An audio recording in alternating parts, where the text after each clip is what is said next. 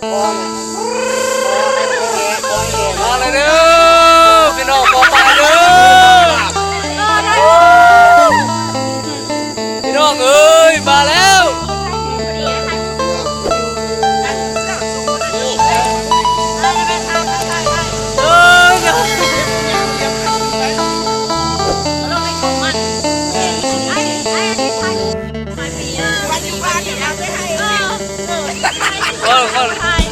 ผมจุ่มยองเลยคนข้างหลังนะไปเอ้ยไปกับธรรมศาสตร์เด้อระวังน้ำเข้าหัวเด้อ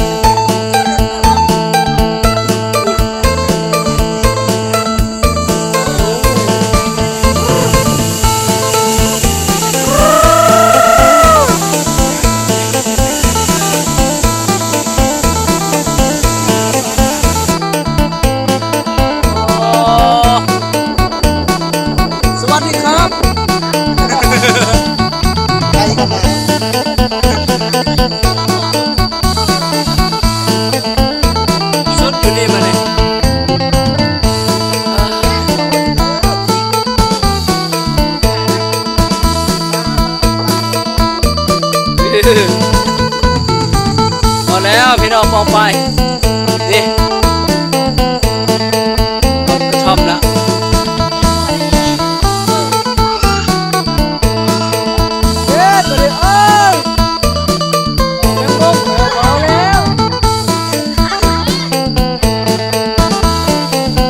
ธรรมศาสตร์แผนที่เด้อเขาสิไปจุดใดเด้อมาเนี่ย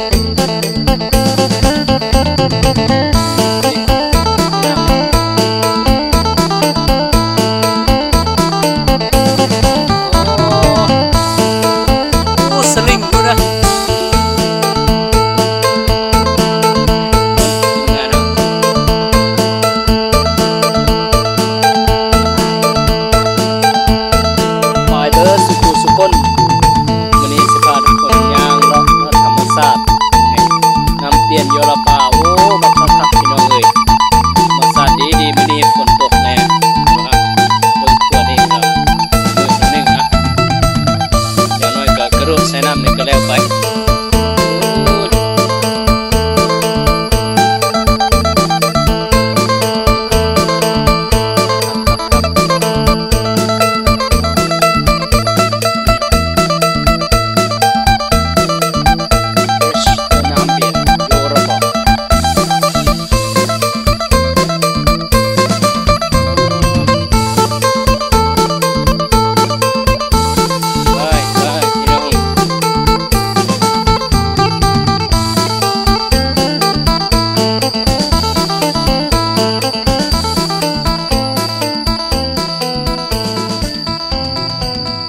นี่ไอ้ตุ้ยเล่นเขานี่ไหม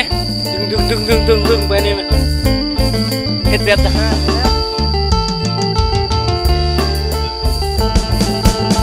แบมบูโอ้หน่อไม่เหี้ยไรเนาะนี่ไม่ต้องกลัวคุณ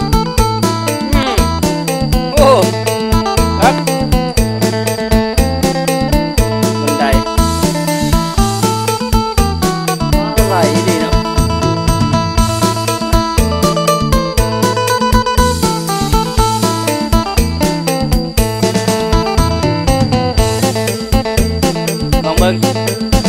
ลองดึงเบิ่งโอ้ครับพี่น้อง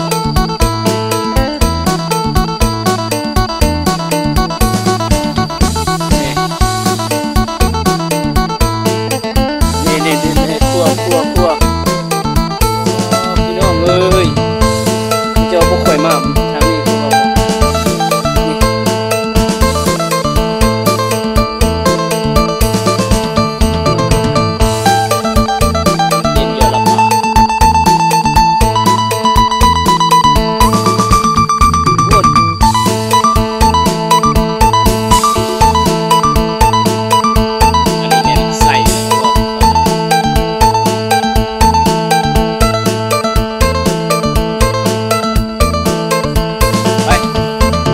ได้ทุกที่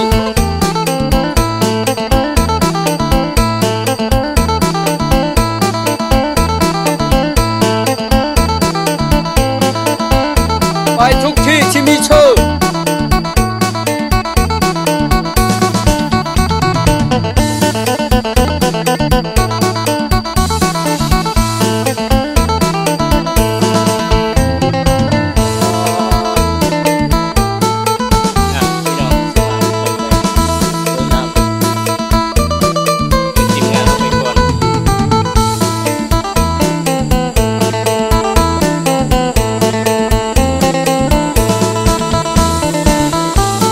มีป่าลายเนาะอยู่นี่เนาะ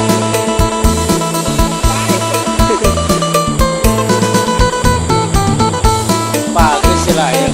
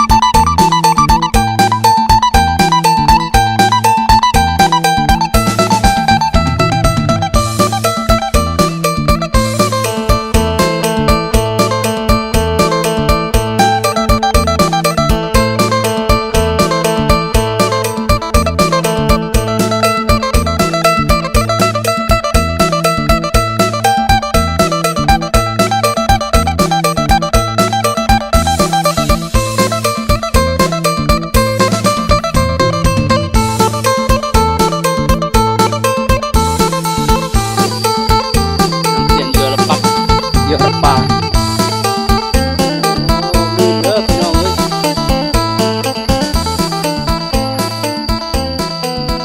ไปเลาะเบิ่ง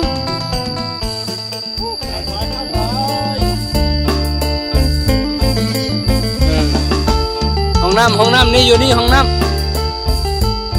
ำเด้อพี่น้องเอ้ย